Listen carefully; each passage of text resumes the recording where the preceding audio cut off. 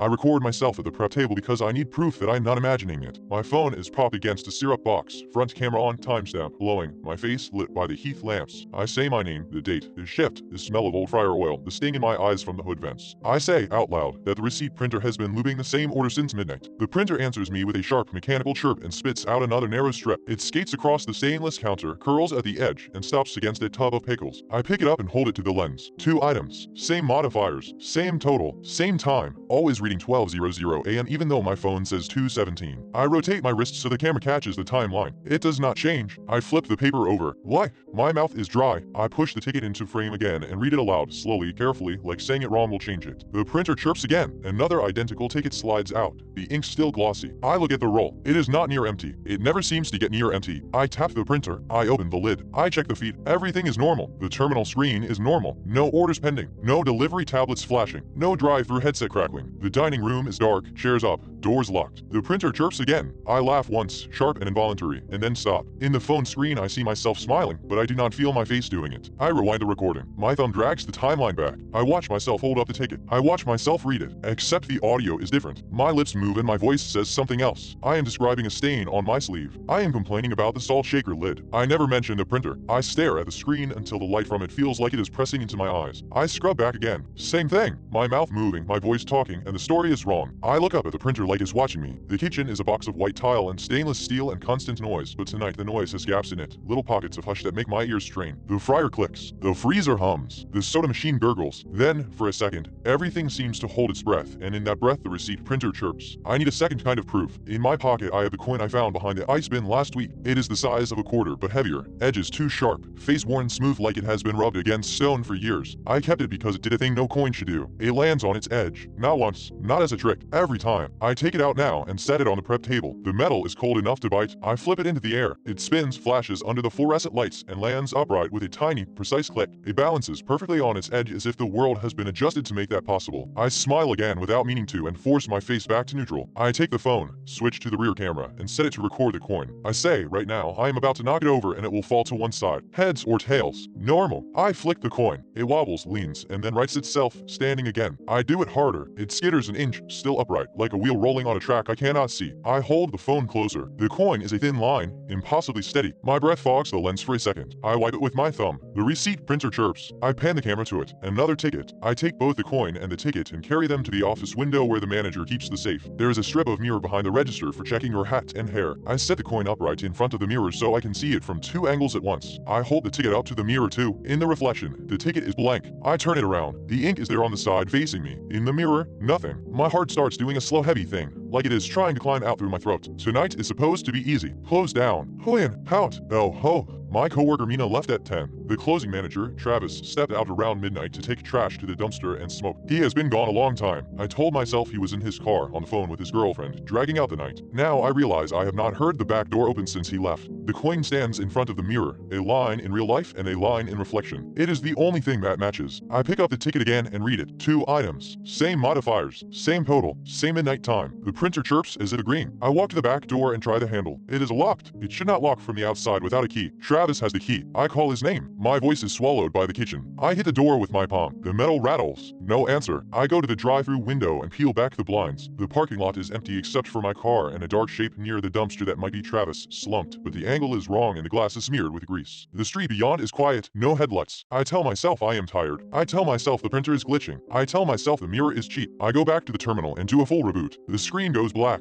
The fryer keeps clicking. The freezer keeps humming. The receipt printer is silent. For a moment the silence feels like relief. Then I hear something else. A soft tearing sound, like paper being pulled slowly. The printer is still dark, but a ticket is sliding out anyway, inch by inch, as if an invisible hand is feeding it. The terminal reboots. The printer lights up. It chirps like nothing happened. I grab the new ticket. It is warm. The ink looks fresh. This one has my name on it. Not as a customer name, as an item. My name printed where the sandwich should be. I blink hard, once, twice, and the letters look wrong, like they are trying to rearrange. For a second I cannot remember how to spell my own name. I feel it in my mouth, the shape of it, but the actual letters slide away. I press the ticket against the counter and flatten it with my palm like that will pin the meaning down. The printer chirps again. Another ticket. Same as the last. My name where food should be. I look at the wall clock. It says 1203. It has said 1203 since I first noticed the printer. My phone says 241. I open my messages. I scroll. Mina texted me at 10:12 saying she made it home. Travis texted at 11:58 saying he was taking trash out. I scroll farther down to earlier. There are messages I do not remember sending. A long string of them, one after another, all from me. All time stamped after midnight. They say,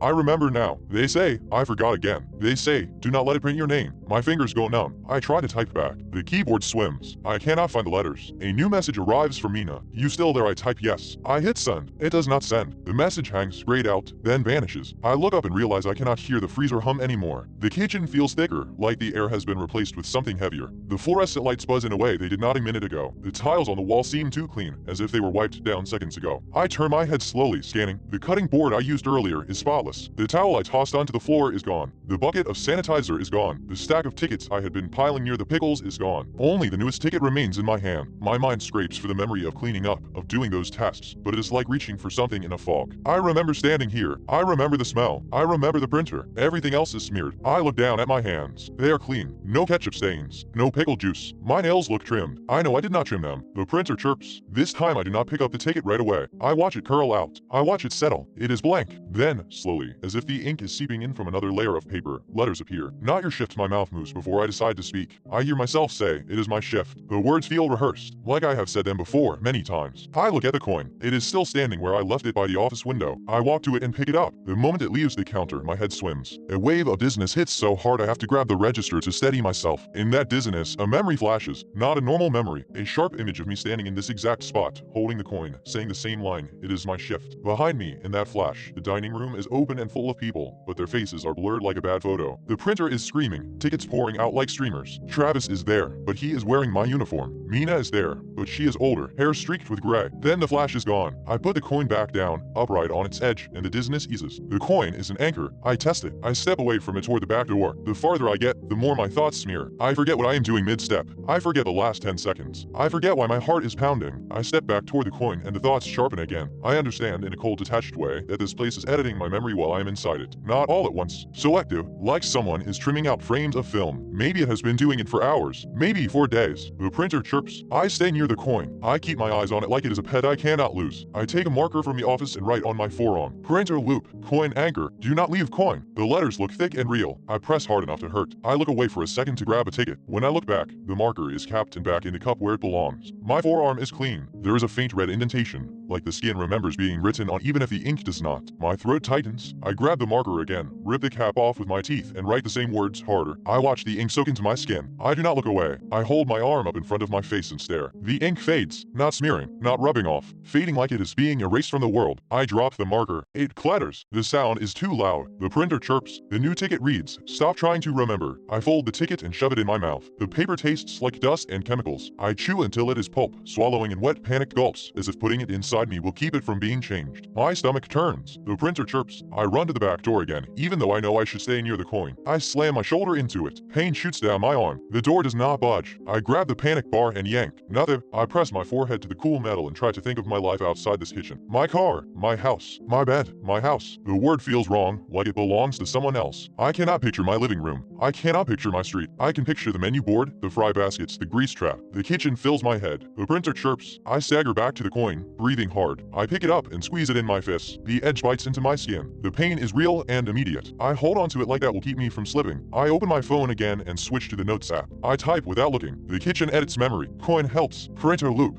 I hit save. I take a screenshot. I set it as my lock screen. I lock the phone and unlock it. The lock screen is a default wallpaper of a beach I have never been to. I unlock the phone fully and open notes. There is no note. My recent apps show a scheduling app for the restaurant. It is open to a week I do not recognize. My name is on the schedule every night, all night, no days off. I scroll back. It keeps going. Months. I cannot breathe. The printer chirps. This ticket is longer than the others. It drags as it prints, line after line. It is a list of names, not items. Names. Some are crossed out with a thick black bar of ink like the printer is censoring itself. At the bottom, the last name is mine, not crossed out. Under it, in smaller letters, it says, next. I hear a sound from the dining room, a chair leg scraping the tile. I freeze. The doors are locked. The dining room is dark. Another scrape, closer, like someone is dragging something heavy. I look at the coin in my fist. I look at the back door. I look at the pass-through window to the dining room. The receipt printer chirps again, louder, urgent. A ticket shoots out fast enough to flutter. It reads, do not look up. My eyes lift anyway, pulled by instinct, and in the black glass of the pass-through window I see my reflection. only it's not matching. In the glass, I'm standing farther back, near the fryer, hands empty, looking directly into the window with a calm expression I do not feel. In my real hand, the coin digs into my palm. In the reflection, there is no coin. The reflected me opens my mouth. I hear my own voice from the dining room side of the glass, muffled but clear enough to understand. It says my name the way someone says an order number. The printer chirps. The lights above the grill flicker once, twice, and I feel like a finger under my chin, the kitchen trying to turn my head away from the coin. I clamp down hard, squeezing the edge until I think it might cut me, and I whisper to myself, I am not imagining it. My voice comes out wrong, like it is reading from a script. In the window, my reflection smiles. Then the back door handle clicks from the other side. I do not remember walking away from it, but I am suddenly standing right in front of the door, my hand already on the bar, the coin no longer in my fist. I look down. The coin is upright on the floor between my shoes, perfectly balanced, as if it has been waiting here the whole time. The printer chirps. The ticket that comes out now is blank until the letters bloom in. Open for next. The handle turns again. I can smell cold air seeping in through the seal, and something else beneath it, a scent like wet paper. My memory stutters. I cannot remember what I was trying to prove. I cannot remember why my palm hurts. I cannot remember what the coin does, even as I stare at it. The only thing I know is that the door is about to open, and the kitchen is very gently, very patiently, teaching me to forget why that matters at all. The latch begins to slide. The printer chirps one more time. My phone, still recording somewhere, makes no sound at all, and I realize I have no idea where I put it.